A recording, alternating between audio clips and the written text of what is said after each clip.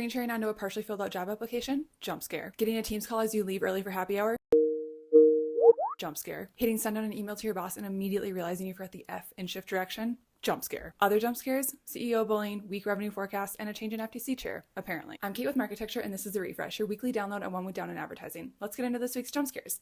Headlines. Elon and the team at X seem to be doubling down on their efforts to coerce advertisers to spend more on the platform by not so subtly threatening lawsuit if they don't. Most recently giving a gentle reminder to Interpublic Group that given Elon's position within the US government, he does have some influence over whether or not their merger with Omnicom goes through. It's a sign of the times when large brands and the holding companies they work with are forced to sacrifice brand safety and integrity of their investments for keeping the peace, and are now more or less needing to volunteer tributes for Elon's X Games. A quick PSA to consumers: if you see a generally trustworthy brand next to some sus content on X, just remember, they may not even want to be there. Moving on, while advertisers and consumers navigate major shakeups coming from the US government, one entity they can rely on to remain relatively stable is the FTC. New FTC Chair Andrew Ferguson said in a memo to staff last week that he would be keeping the 2023 Biden-era merger guidelines in place, stating if merger guidelines change with every new administration, they'll become largely worthless to businesses and to the courts. No business can plan for the future on the basis of guidelines they know are one election away from rescission. Ferguson has also stated that he views this era of the FTC more as a cop on the beat set out on enforcing the rules and regulations as they exist rather than pushing the limits of them or creating new ones. This could be good news for Lena Khan stands like myself and conservatives like JD Vance. For inquiring minds that are keeping score, here's a list of Andrew Ferguson's ins and outs for this next edition of the FTC.